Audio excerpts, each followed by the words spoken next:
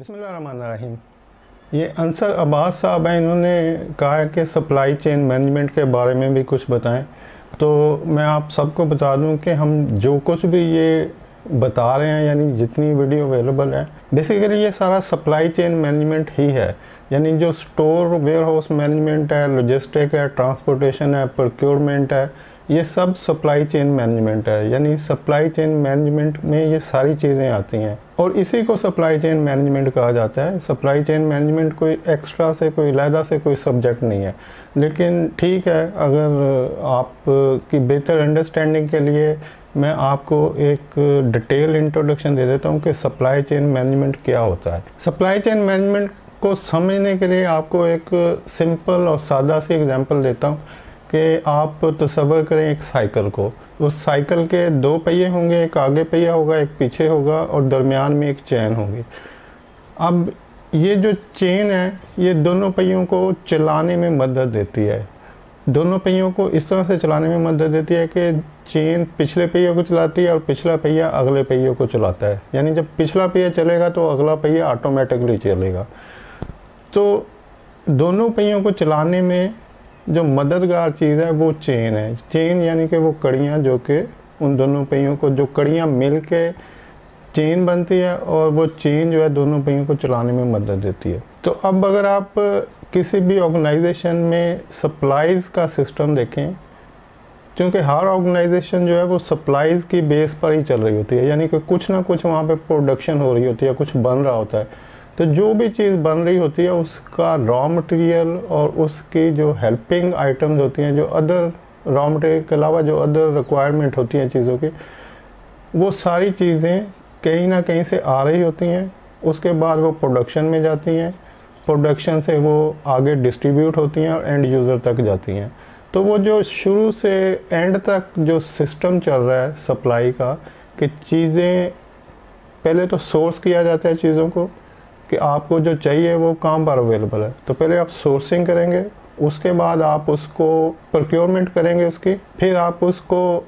Transport करेंगे वहाँ से जिस जगह से आपने उसको उठाना है अपने वेयर हाउस तक, फिर आप उसकी स्टोरेज करेंगे यानी लॉजिस्टिक करेंगे, फिर आप उसको स्टोर से प्रोडक्शन को इशू करेंगे। प्रोडक्शन में वो चीज़ जो फिनिश गुड बननी है वो आइटम बनेगी, फिर प्रोडक्शन से वो स्टोर में जाएगी, वहाँ पे पड़ी रहेगी कुछ टाइम के लिए जब तक कि डिस्ट्रीब्यूटर उठाता नहीं उसको। फिर स्टोर से वो डिस्ट्रीब्यूटर के गोदाम तक ट्रांसपोर्ट होगी, फिर डिस्ट्रीब्यूटर के गोदाम में रहेगी, फिर डिस्ट्रीब्यूटर से वो रिटेल मार्केट में या जो भी रिटेलर हैं, शॉपकीपर हैं, वहाँ पर जाएगी और वहाँ से वो कस्टमर के पास चली जाएगी और कस्टमर उसको यूटिलाइज़ करके खा पी लेगा। तो ये जो सोर्सिंग से लेके कस्टमर तक पहुंचने का पूरा सिस्टम है, जो लाइन चल रही है, इसको सप्लाई चेन मैनेजमेंट कहा जाता है। यानी कि सप्लाई जो भी आपकी आ रही हैं पीछे से, जहाँ से भी वो मटेरियल बन रहा है, पैदा हो रहा है, कोई क्रॉप है, कोई प्रोडक्शन है, तो जहाँ से वो बन रहा है तो वहाँ से एंड तक जो सिस्टम चल रहा है, ये सप्लाईज की एक चेन है। तो इस चेन को मैनेज करने के लिए, यानी इस चेन को संभालने के लिए, इसको हैंडल करने के लिए, इसका जो मैनेजमेंट सिस्टम है, इसको मैनेज किया जाता है, उसको मैनेजमेंट कहते हैं। सप्लाईज वो रॉ मटेरियल है जो कि आपकी रिक्वायरमेंट है, और चेन वो सिस्टम है जिसके थ्रू ये सारे रॉ मटेरियल चलते हैं। तो सप्लाई चेन मैनेजमेंट का मतलब है कि सप्लाईज को एफिशिएंटली हैंडल करने का सिस्टम, यानी सप्लाई को संभालने का ऐसा तरीका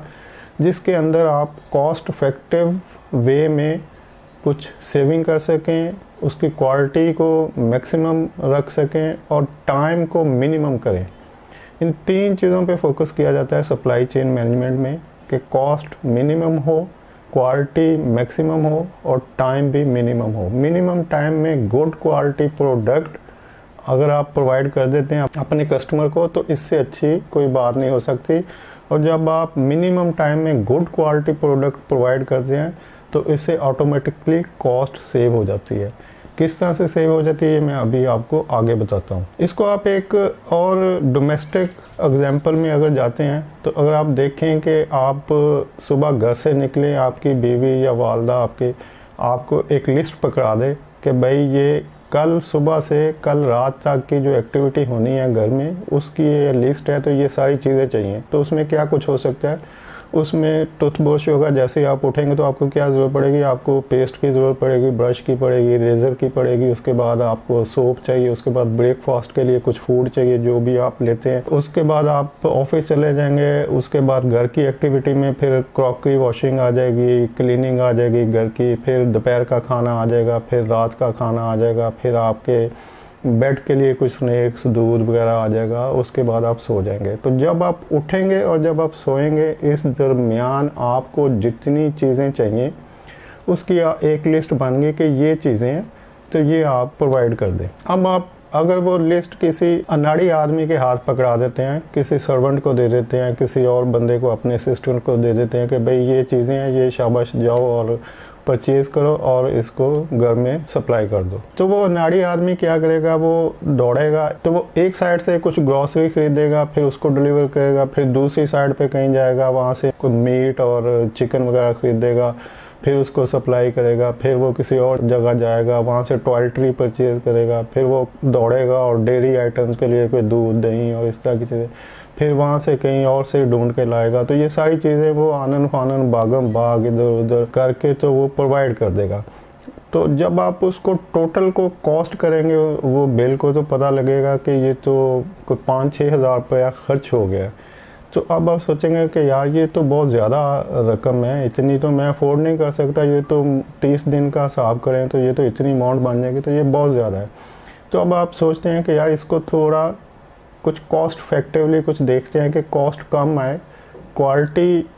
ऐसे ही रहे, बेहतर क्वालिटी रहे, क्वालिटी कम ना हो, कॉस्ट कम हो जाए। और ये जो इतना टाइम इसने वेस्ट किया है कि 6 घंटे लगा दिए और कोई काम नहीं कर सका, यही लिस्ट की चीज़ें प्रोवाइड करता है, तो इसमें टाइम भी कुछ कम हो जाए। तो अब ये जो आपने मैनेज करना है इस एक दिन की सप्लाईज़ को, तो आप क्या करेंगे, पहले आप सबसे पहले सोर्सिंग करेंगे कि यार ये जो इधर उधर भाग रहा है कि गोश्त कहीं से ले रहा है, ग्रॉसरी कहीं से ले रहा है, डेयरी आइटम कहीं से ले रहा है, टॉयलेटरी कहीं से ले रहा है,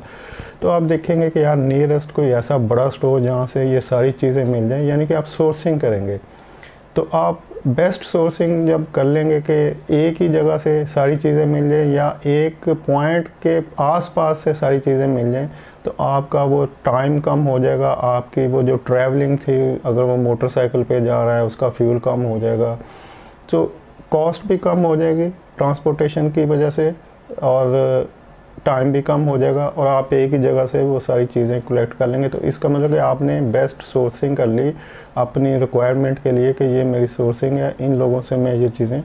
परचेज़ करूँगा, प्रोक्योर करूँगा। उसके बाद ट्रांसपोर्टेशन है कि वो चीज़ें वहाँ से उठानी है, घर तक ले जानी है, तो वो भी ऑटोमेटिकली जब आपने सोर्सिंग अच्छी कर ली कि उसको एक पॉइंट पे ले आए किसी अच्छे बड़े स्टोर से, नज़दीक के स्टोर से, तो आपकी ट्रांसपोर्टेशन भी अल्टीमेटली कम होगी, तो वहाँ भी आपकी कुछ कॉस्ट सेव होगी कि पहले जो इधर उधर भाग रहा था मुख्तलिफ जगहों पे, तो वहाँ पे ज़्यादा फ्यूल खर्च हो रहा था, तो ट्रांसपोर्टेशन में भी आपने कुछ कॉस्ट सेव कर ली। उसके बाद आपने घर में आ गए, तो अब अगर आप पूरे माह की चीज़ें एक ही दफ़ा ख़रीद लेंगे कि मैं अपना टाइम बचाऊं और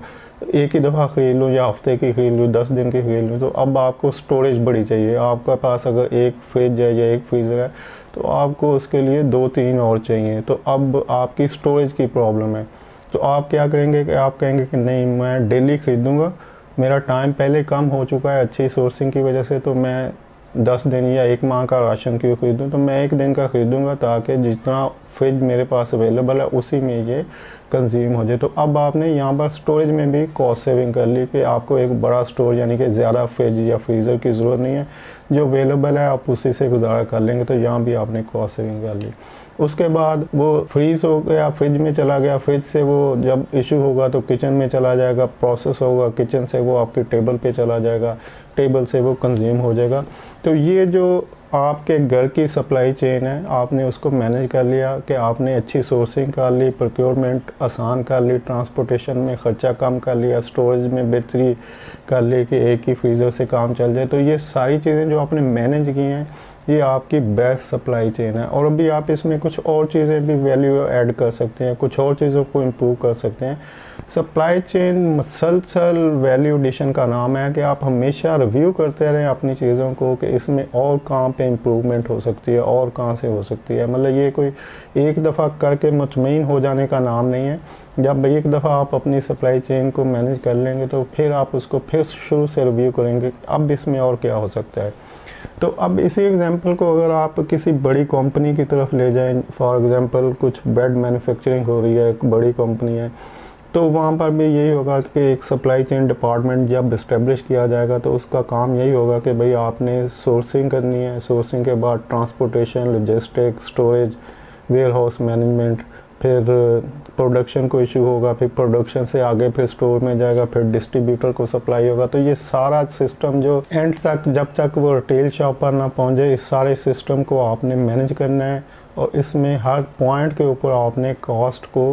इम्प्रूव करना है कि कॉस्ट कम से कम आए, क्वालिटी मैक्सिमम हो प्रोडक्ट की और टाइम मिनिमम हो। तो ये जब तीन चीज़ें आप कंट्रोल करते हैं तो आपकी जो सप्लाई चेन है वो बेस्ट इम्प्लीमेंट हो रही होती है। तो इसी तरह इसी को हम एक और एग्जांपल में भी ऐसे बता सकता हूँ मैं कि जैसे अगर आप KFC और मैकडोनल्ड को देखें, आप मैकडोनल्ड में जाते हैं और ड्राइव थ्रू के ज़रिए अगर आप गाड़ी में हैं तो आप एक इन होते हैं एक रास्ते से और वहाँ पे आप ऑर्डर बुक करते हैं अपना, तो आप उससे 2 3 4 डिफरेंट आइटम बताते हैं कि ये इस किस्म के बर्गर मुझे चाहिए।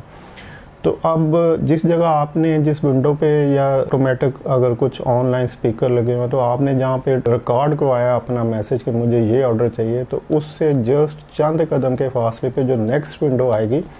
जो कुछ ही सेकंड में आ जाती है। तो अब ऑर्डर देने के बाद आप जब नेक्स्ट विंडो पे जाएंगे तो वहाँ पे आपका वो पैकेट पूरा जो ऑर्डर आपने किया वो एक एनवेलप में पूरा पैक ऑर्डर आपका वो आपको हैंड ओवर कर देंगे और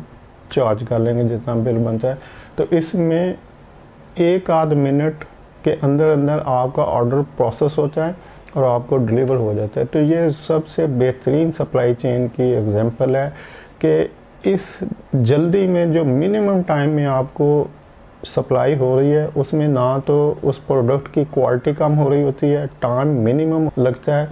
और बेस्ट सोर्सिंग होती है। सोर्सिंग से मुराद है कि वो जितनी चीज़ें प्रोसेस कर रहे थे जिनका आप ऑर्डर दे सकते हैं जो उनके मेनू में लिखी होती हैं वो सब की सप्लाईज उनके पास एक्यूरेटली अवेलेबल होती है